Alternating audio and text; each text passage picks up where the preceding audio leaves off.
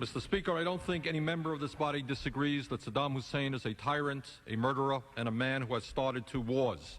He is clearly someone who cannot be trusted or believed. The question, Mr. Speaker, is not whether we like Saddam Hussein or not.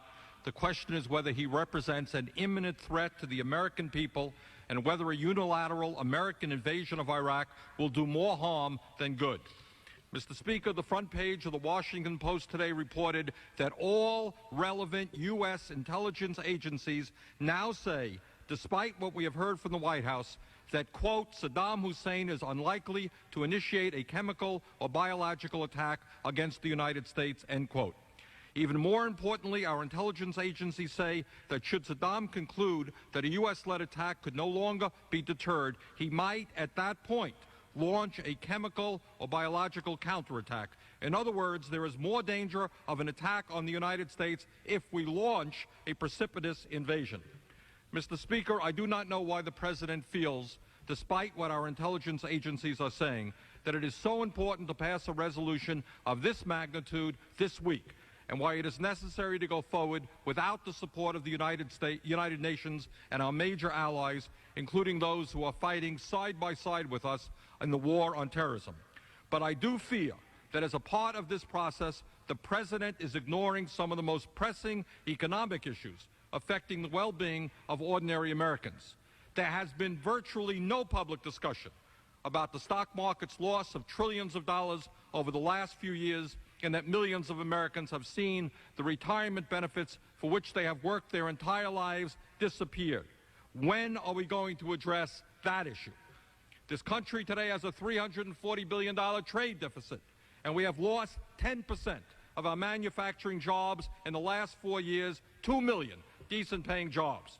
The average American worker today is working longer hours for lower wages than 25 years ago. When are we going to address that issue? Mr. Speaker, poverty in this country is increasing, and median family income is declining. Throughout this country, family farmers are being driven off of the land, and veterans, the people who have put their lives on the line to defend us, are unable to get the health care and other benefits they were promised because of government underfunding.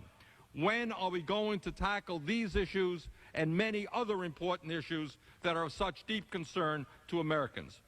Mr. Speaker, in the brief time I have, let me give you 5 reasons why I'm opposed to giving the President a blank check to launch a unilateral invasion and occupation of Iraq, and why I will vote against this resolution.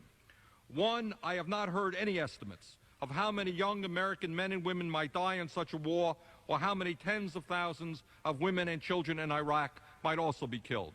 As a caring nation, we should do everything we can to prevent the horrible suffering that a war will cause.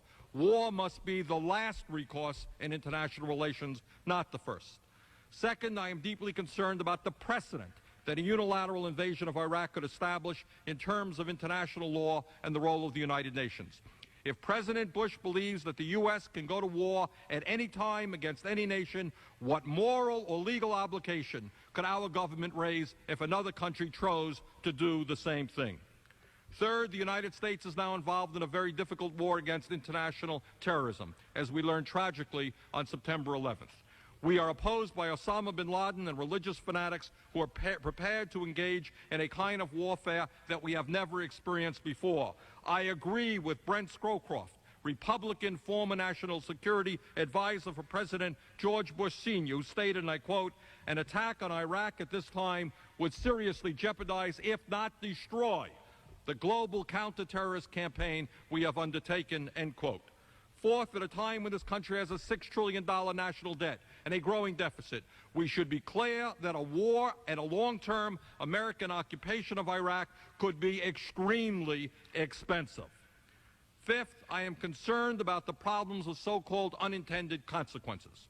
Who will govern Iraq when Saddam Hussein is removed? And what role will the U.S. play in an ensuing civil war that could develop in that country?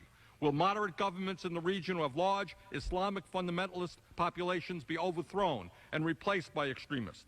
Will the bloody conflict between Israel and the Palestinian Authority be exacerbated? And these are just a few of the questions that remain unanswered.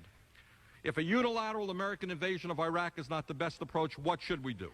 In my view, the U.S. must work with the United Nations to make certain, within clearly defined timelines, that the UN inspectors are allowed to do their jobs. These inspectors should undertake an unfettered search for Iraqi weapons of mass destruction and destroy them when found, pursuant to past UN resolutions. If Iraq resists inspection and elimination of stockpiled weapons, we should stand ready to assist the UN in enforcing compliance. I thank the gentleman.